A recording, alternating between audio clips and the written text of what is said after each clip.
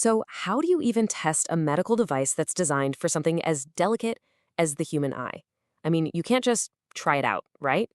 Well, today we're going to dive into some really cool research that found a way. It's basically a digital crash test, but not for a car, for the iris. It's pretty amazing stuff, so let's get into it. Okay, so it all kicks off with this question. A question that, believe it or not, affects millions of people. So what is this huge yet tiny problem that can literally make or break one of the most common surgeries out there? We're talking about cataract surgery, where they replace a cloudy lens. For a surgeon to do that, they need a clear shot, a wide open path. And that path is the pupil. So if the pupil doesn't open up enough, the whole operation suddenly gets a lot harder and a lot riskier. Now, usually a few eye drops are all it takes to get that pupil to open wide. But sometimes, for a whole bunch of reasons, the iris just doesn't want to play along. And this is a surprisingly common hurdle for surgeons. So who are the usual suspects here? Well, sometimes it's just the natural process of aging. The iris gets a little less responsive. Or you might have pre-existing medical conditions. Even some common medications can be a factor. Heck, even just the trauma from a really long surgery can cause the pupil to shrink back down. And when those drops don't cut it, that's when surgeons have to bring in the hardware. All right, so let's meet the tools of the trade. These are what we call mechanical expanders. They're designed to physically pull the pupil open when it won't do it on its own. But as you're about to see, the way they work is, well, it's anything but natural. Okay, first up, we've got something called iris hooks, and they're pretty much what they sound like. Picture 4 tiny, tiny hooks grabbing the delicate edge of the pupil. They pull back and boom, your perfect circle is now a square. I mean, it gets the job done, but you can already see the problem, right? All that force is concentrated on just 4 little points. Then there's the APX dilator. This thing works kind of like a tiny scissor jack. It pushes from 4 points to stretch that pupil into a rectangle. So again, it gives the surgeon the space they need, but it's forcing the iris into an even more unnatural shape than the hooks did. And last but not least, we have the Malyugin ring. Now this one's a bit more sophisticated. It's a single device, but it makes contact with the pupil in 8 different spots, creating this kind of octagonal shape. It's definitely closer to a circle, but it's still not a circle. So the big question becomes, which one of these is actually the gentlest on the eye? And to figure that out, researchers came up with a pretty brilliant solution. See, instead of risking damage to a real living eye, they decided to build a virtual one and run all the tests in a computer. And this really gets to the core of the whole thing. How on earth do you stress test a medical device made for the human eye without, a human eye? How do you measure the internal stress these things cause in that delicate tissue? Well, the answer is you build a digital twin. And this isn't just some simple cartoon drawing.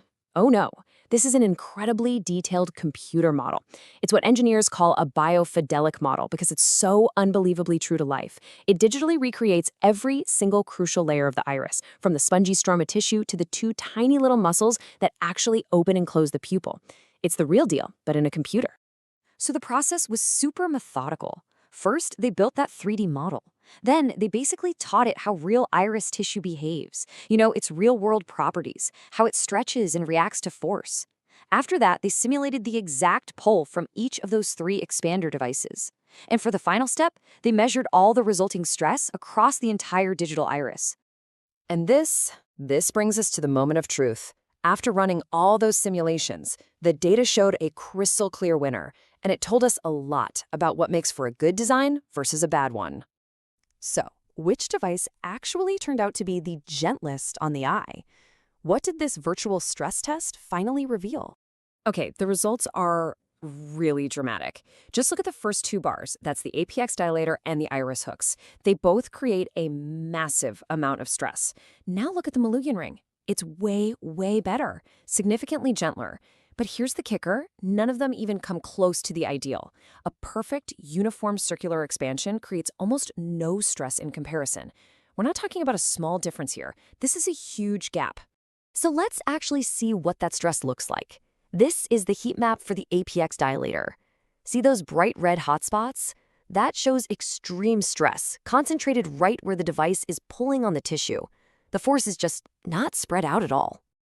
And it's pretty much the same story for the iris hooks. You can see it clear as day. 4 intense points of pressure. These create really dangerous peaks of force that could absolutely damage that delicate iris tissue. Now, check this out. Here's exactly why the Malyugin ring performed so much better. Because it has 8 contact points instead of just 4, it does a much better job of distributing the force. The scary red zones are way smaller and less intense. The result? A whole lot less stress on the muscle. And finally, here's the gold standard. This is the ideal. When the pupil is expanded in a perfect circle, that stress is just beautifully and evenly distributed all the way around. There are no hot spots, no dangerous pressure points. This is what you want to see. So, this isn't just about picking the best device we have right now.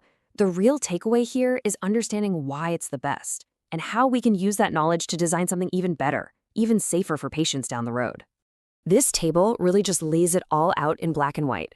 When you stack these devices up against that ideal circular expansion, the numbers are just mind-blowing. Take the APX dilator.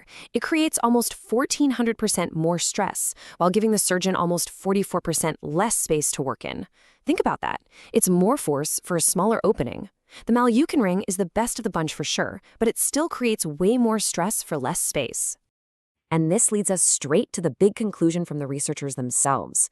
They said that a uniform circular expansion allows for dilation of the pupil and stretch of the tissue in a physiological manner. In other words, expanding it in a circle isn't just tidier, it's physiological. It works with the body's natural design instead of fighting against it. So what's the ultimate takeaway from this whole digital crash test? It's simple, really. It's not just about stretching the pupil, it's how it's stretched that matters. The goal for the next generation of these devices has to be mimicking nature as closely as possible, a gentle, even, and perfectly circular expansion. And that really leaves us with a powerful final thought. This kind of super detailed simulation, it's not just about pupils. It's a peek into the future of how we design medical devices. I mean, if we can digitally crash test an iris, what else can we make safer? What other intricate parts of the human body can we model and test and perfect before a device ever gets near a patient? The possibilities are pretty incredible.